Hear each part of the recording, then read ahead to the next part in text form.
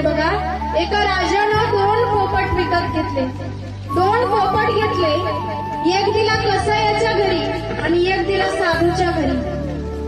दोन्ही पोपट 2 घरी दिले. पोपट वाढू लागले.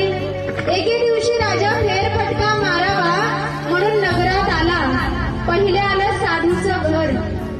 साधूच्या घराच्या भिंतीला पोपट होता. तो पोपट राजाला बघून बोलायला लागला, राजे साहेब या, तुम्ही फार महान आहात, तुम्ही फार पराक्रमी आहात, तुम्ही फार दानशूर आहात, तुमचा विजय असो, तुमचा जय जयकार असो. हे ऐकून राजाला कौतुक वाटलं. राजा म्हणाला, प्रधान काय सुंदर बोलतो हा पोपट, याला काहीतरी बक्षीस द्या. ठरलं. कौतुक केलं राजानं. पुढे गेले. पुढे आलं कसायाचं घर. कसायाच्या घराच्याही भिंतीला छान पोपट अडकून ठेवला होता.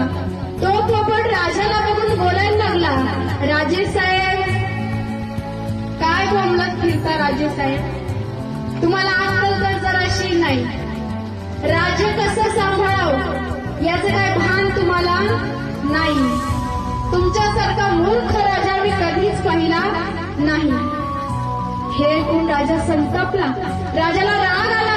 राजा म्हणाला, प्रधान याला काहीतरी शिक्षा द्या, काय उद्धट बोलतो हा पोपट.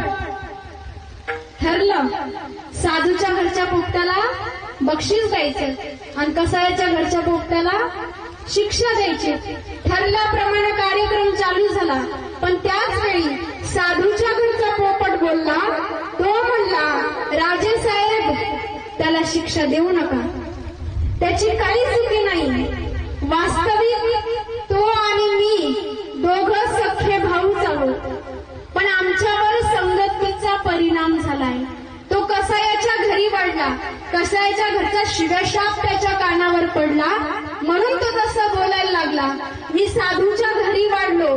साधूच्या घरचा हरिपाठ, स्तुतीपाठ, भजन, कीर्तन माझ्या कानावर आलं, म्हणून मी तुमची स्तुती करायला लागलो.